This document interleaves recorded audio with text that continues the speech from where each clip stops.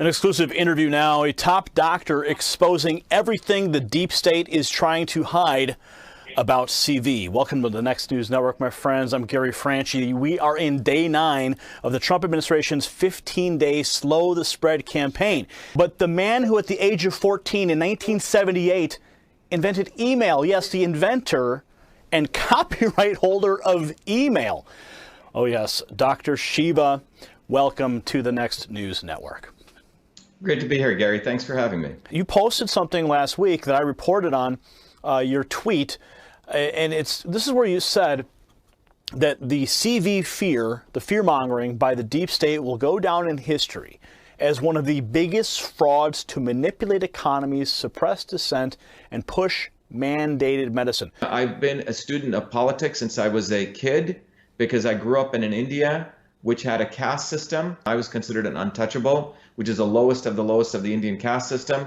The medical system we're moving towards is a top-down system, totally controlled by big pharma, big ag, and big vaccine manufacturers. Sustainable development goals, signed off by the United Nations and all their countries in 2015. It's called SDG 3, which was signed in 2015. They paint a utopia, Gary. It's this utopia of the elites. Subsequently, in an Immunization 2030 document as an addendum to that, they say the way we get to utopia, these 17 goals, is we must immunize everyone on the planet, e.g. vaccinate everyone. And the reason this is important is, look, I created a company called Cytosolve, one of the other inventions I did out of my PhD work, to use the computer to understand chemical reactions in our body and on our cell, basically use a computer to model diseases so we could eliminate the need for animal testing. So Cytosolve is this amazing invention which allows me to do in a different way what my grandmother did intuitively, which is to understand the combinations and mixtures of chemicals to figure out medicines from food and natural products faster, cheaper, and safer. When I built that, I said, wow, pharma guys would want to use this because it takes them 15 years to build a drug, $5 billion. And I don't know if you know this, the pharma industry is in peril right now. They're not making any money, really any money from pharmaceutical drugs because lots and lots of investment in R&D, and they're getting less and less new drugs allowed by the FDA because of their toxicity. So what pharma companies have moved to is vaccines. The 1986, the Vaccine Court was created. John Kennedy implemented the National Vaccination Act in 1962 under a fake science or an outdated science of the understanding of the immune system. That led to many injuries that took place between 1962 to 1986. In a response to those injuries, another Kennedy, Ted Kennedy, led the creation of the National Vaccine Injury Program, which led to the creation of the vaccine courts, not in the judicial department, but under Health and Human Services, which basically allowed indemnification of vaccine manufacturers so you couldn't sue them, and the maximum liability for death was $250,000, okay? And so we're at a situation now that for pharma companies, vaccines are pure profit, no liability, no risk, they can't get sued. When I came into looking at the one-size-fits-all vaccine program, there were other activists in this field, and frankly, many of them were controlled opposition. People like Bobby Kennedy was playing a good game saying he's against vaccines. Meanwhile, he endorses Hillary Clinton, who is vaccine queen, okay? So the position I took was I said, we need to really educate people on the immune system. You'll see the videos I started doing. They started going viral, and the movement started taking off. And in fact, 5 days before the coronavirus stuff hit, about a week before, is when we won a major victory in New Jersey against these vaccine mandates. The deep state of a few set of people, from the Gates Foundation to the Zuckerbergs to Hillary Clinton, congealed with the UN and the deep state elites. They're going to fear monger on coronavirus because of the ignorance of the medical profession. Most MDs do not know what the immune system is. They don't even study nutrition. Based on that ignorance, they were going to scare the hell out of people with the coronavirus to essentially say, we need to do this for the quote unquote common good. That's what we're seeing go on. There's speculation, considerable speculation, that the virus is actually a manufactured bioweapon. Now, the State Department, among others, are pushing back against that narrative, simply calling it Chinese and Russian disinformation. What happens is this kind of virus, if you think about a big ball representing your cell, these little particles land on that cell, and their goal is to get into the cell and use your cell's machinery to replicate themselves. We have about 380 trillion viruses in our body. It's called the virome. We have about 60 trillion bacteria in our body, and we have about 6 trillion cells, which is what we're made of. Coronavirus is a class of viruses that create flus. These ones create respiratory syndrome. The coronavirus in Wuhan was a different strain than the one that was in Iran versus the one that was in Italy. And there's reports that I've read, it's hard to verify a lot of this, that all of those different viruses go back to one common branch, which actually goes back to Fort Detrick, okay, in the United States in North Carolina. The US deep state sent people over to Wuhan, and that's how it got given in China. This is one theory. Whether it came in or not, my view is that if you believe in the concept of a set of people who don't care about the US national interests or the Chinese national interests or the Indian national interests or Italian, they're more care for their own global interests. You could view a scenario where it got created by the deep state and got put out there. What was going on at this time? Hong Kong was blowing up. Remember that? And what people do not know is 6 months before the coronavirus, there were massive anti-pollution protests by Chinese citizens in Wuhan. You don't protest in China without risking your life. It's not like they have the First Amendment there.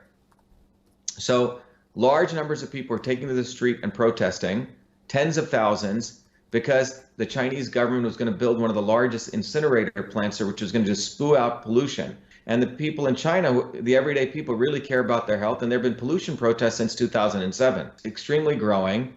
And then you don't hear any news about it. You see Hong Kong completely disappear, serves the globalists. When you're a student of politics and a student of medicine, you start seeing these connections. Of the 30 vaccines recommended by the CDC for young kids, not one of them has been a saline placebo control tested. And in fact, the one that they said they did a test on the HPV Gardasil vaccine, it was a fraudulent test. That doesn't surprise me. So what do you think is going to happen with this vaccine? Do you think they're going to roll it out? Do you think they're going to mandate it like they just passed that law in Denmark? What they're saying is there's this boogeyman called the virus, and you need the vaccine to help you stop that, okay?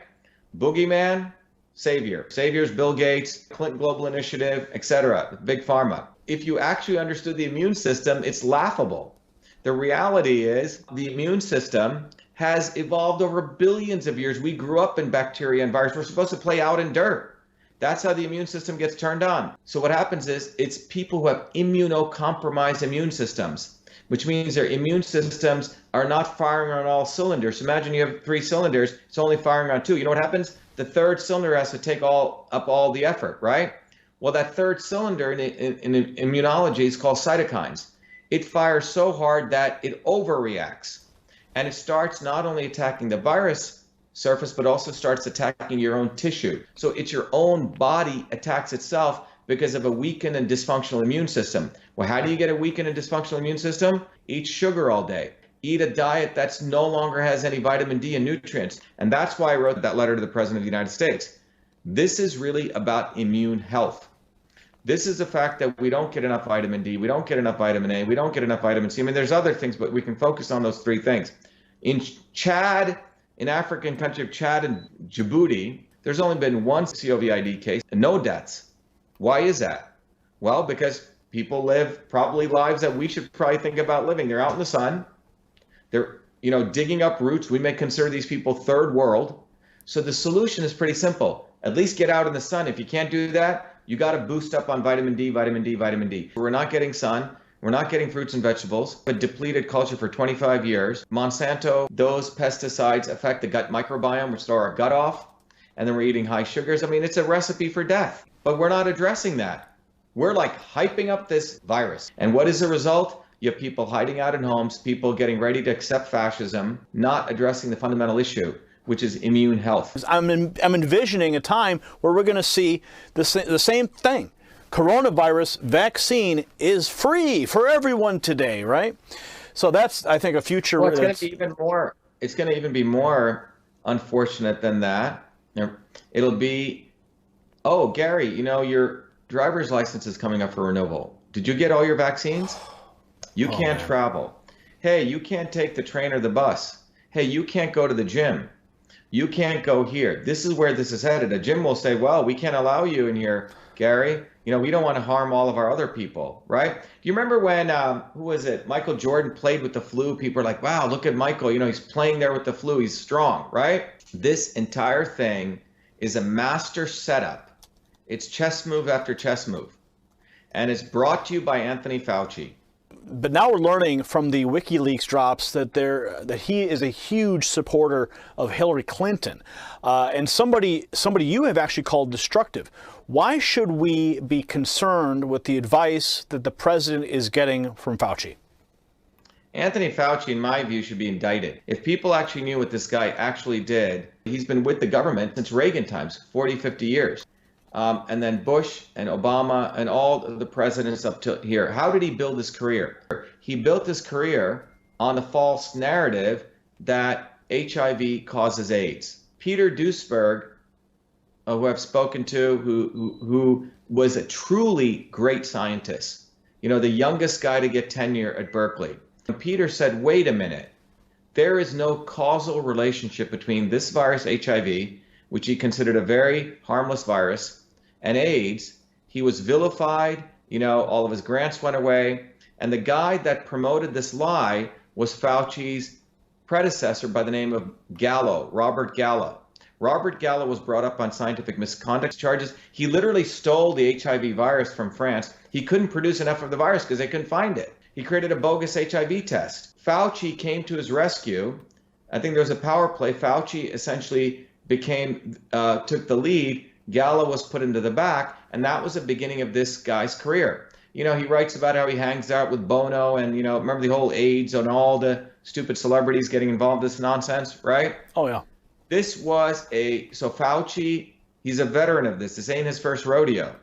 He learned how to create bogus science, to promote bogus science, to create the fear of HIV causes AIDS.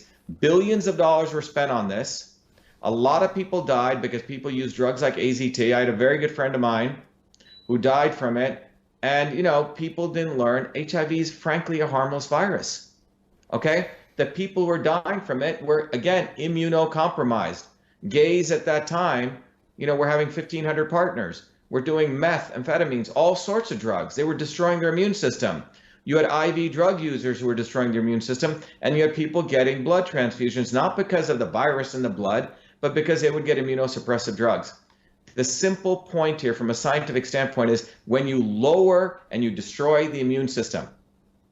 So Fauci doesn't want to talk about that. Everything is about the boogeyman of viruses. Fauci knows what he's doing. He is the face of pharma and vaccines, and he sees his opportunity to become, the hero in all of this. The one big narrative that I've seen that's been presented is that, well, more people die from the flu. But there's this massive, terrifying visual of people being intubated and people eating bats and all this horrific visual propaganda. And now states are in lockdown mode. National Guard has been deployed. State guards have been deployed. Tents are being set up in cities and in Walmart parking lots and hospital parking lots. And you're having this spirit of fear descend on this country and the world at large. But why don't we do the same thing for the flu? You have to understand, pharma and media work very closely together. Many years ago, one of the companies I built, I had my second life with email. I originally did it for the Clinton White House. They ran a contest. I was a graduate student at MIT to automatically read and process emails. I ended up winning that contest, Gary, and I started a company called EchoMail. When I created that technology, I had many people starting to want to use this for analyzing email. One of the companies that was very interested in knowing about this was one of the leading PR companies in the world called Burson Marsteller. And I remember going out as a young entrepreneur, I was running my company, meeting with one of the senior executives. And this was over dinner, and he was openly boasting about how Burson helps companies in crisis management. And he was saying that Eli Lilly, at that time, was having a major problem. Prozac sales were going down. And I said, well, what did you do? He goes, well, first I went to Eli Lilly, changed their branding. Hey, you're no longer a drug company. You help the world. The second thing he goes I had them do was spin out some nonprofit companies. One of the nonprofits, he said, was a company which said, we need to protect battered women.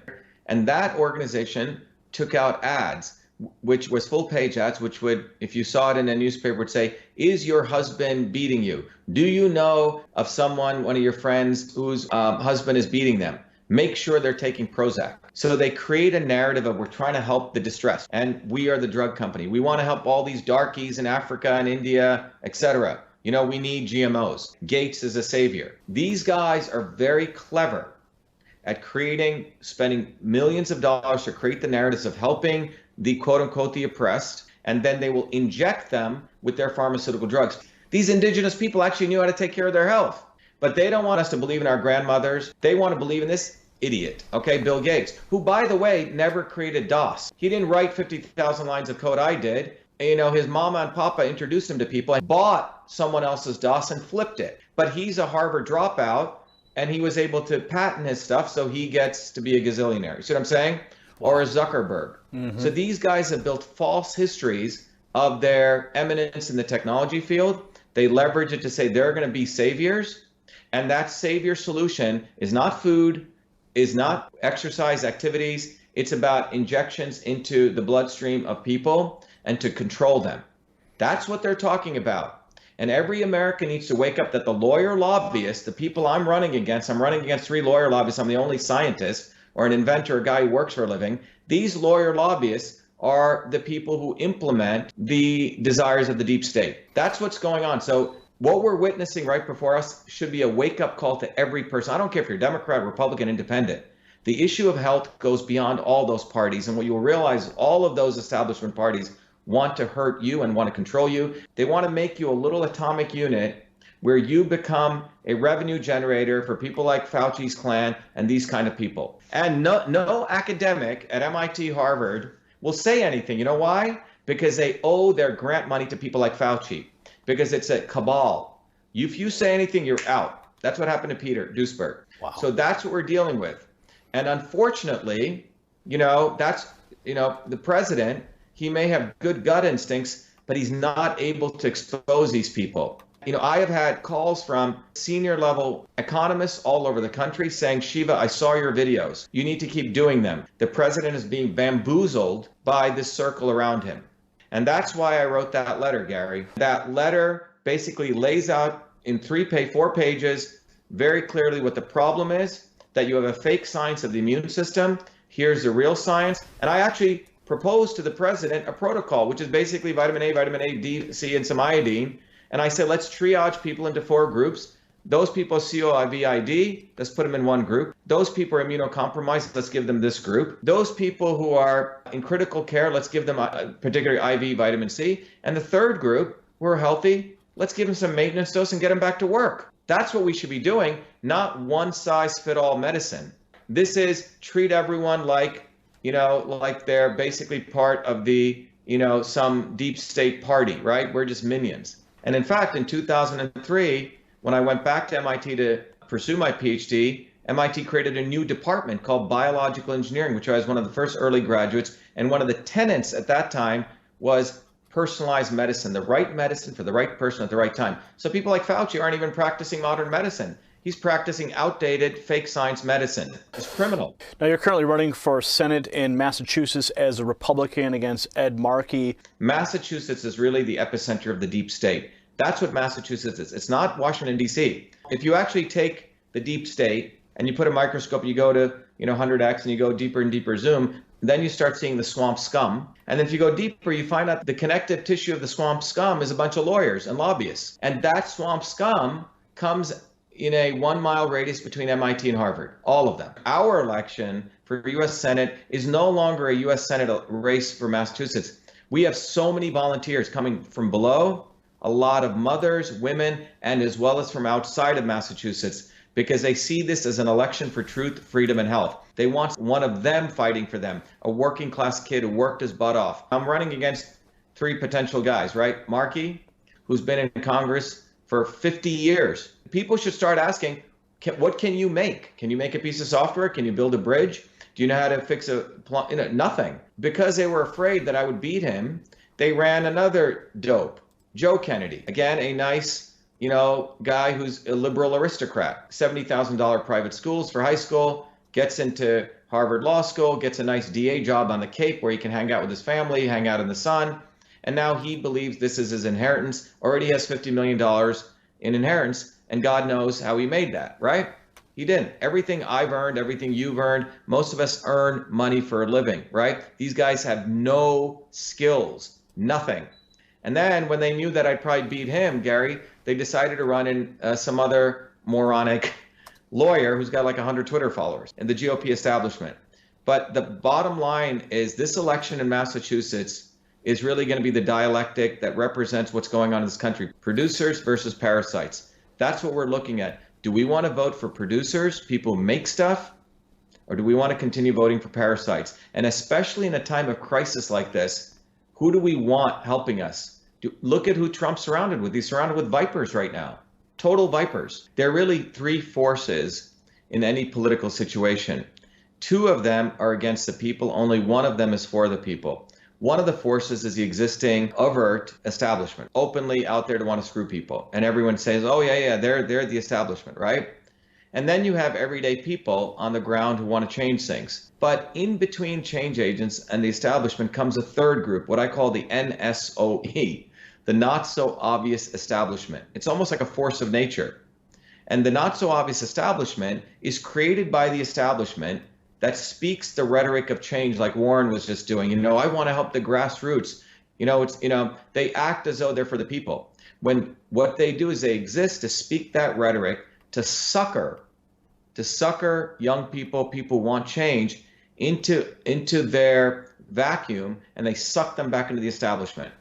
Controlled opposition, Gary. That's what Warren is all about. She talks about she cares for people, all of this and that, but ultimately what she cares about is strengthening state capitalism, crony capitalism. And you can see that in a very simple way. The way you can test these guys on it is they always want to do regulations, right?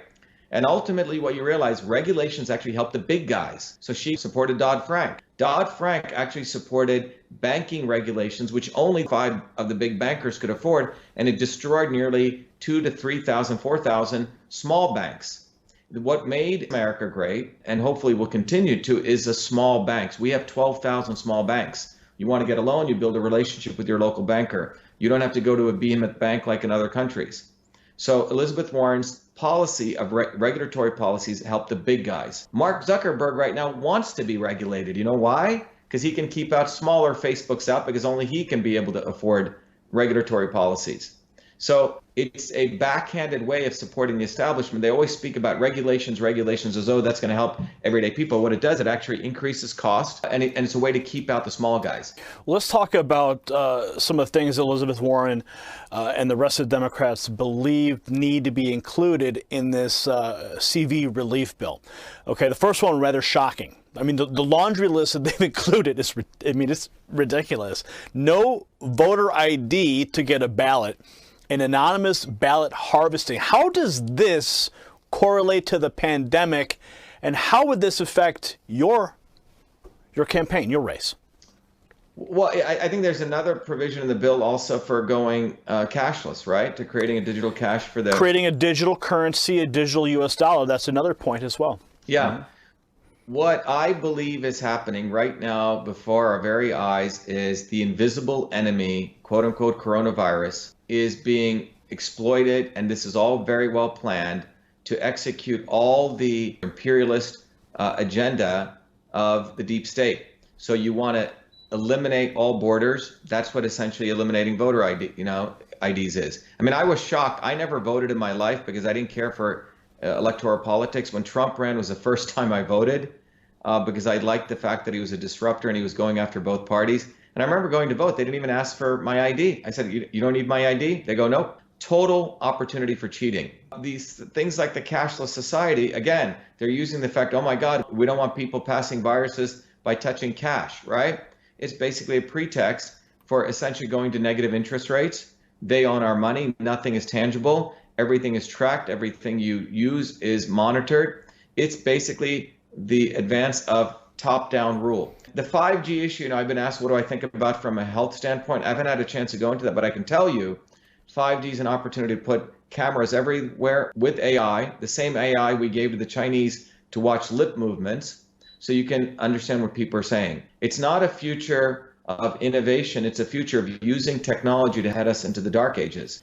When you suppress free speech, you basically move to scientific consensus. There's no more scientific method, which means you actually have to do experiments and find the hard thing of what's actually taking place. With scientific consensus, you can create lies, and from which you can use to create a fake problem and a fake solution. Oh my God, CO2 is a pollutant. Fake problem. And you create a fake solution. We need to impose, carbon tax. Well, the real solution is we need to lower pollution. And the Paris Accords allows China to pollute, going from 11 billion carbon metric tons to 22. India gets to pollute. Fake problem. Oh my God, these viruses are going to kill us all. No, fake problem. The real problem is we have immunocompromised people. The real solution is how do we beef up the immune health of people? Well, that means we have to attack corruption, because these corrupt lawyer lobbies politicians are the ones who destroyed our air, water, and food. So they don't want to talk about that. They rather move this thing to control you, quarantine you, vaccinate you. This is a black and white choice. Do you want truth, freedom, and health, or do you want power, profit, and control? That's where we're at. And a lawyer and a lobbyist is not going to deliver that. I know that this interview is going to go viral, much like a lot of your other work has, because we've touched on so many points here that are critical to this very moment in American history. I mean, we've been going on for, I think, over 80 minutes now. This was supposed to be a 30-minute interview, but I'm really happy that we were able to give you a platform here to present these ideas. We're going to make this thing viral. Everyone watching right now, please make sure you go to the website. It's on the screen, ShivaForSenate.com. Dr. Shiva, before we go, do you have any final thoughts? If people want to understand everything I've talked about and to keep it simple, if you can take a piece of paper and draw a triangle, on the bottom left, put a little ball there and put freedom.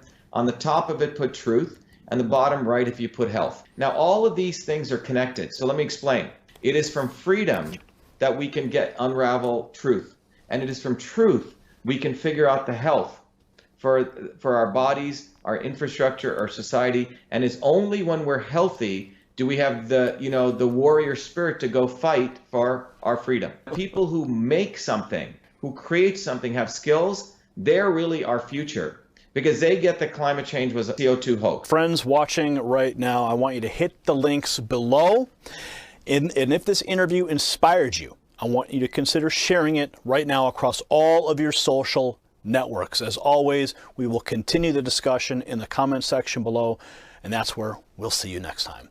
For the Next News Network and Dr. Shiva, I'm Gary Franchi.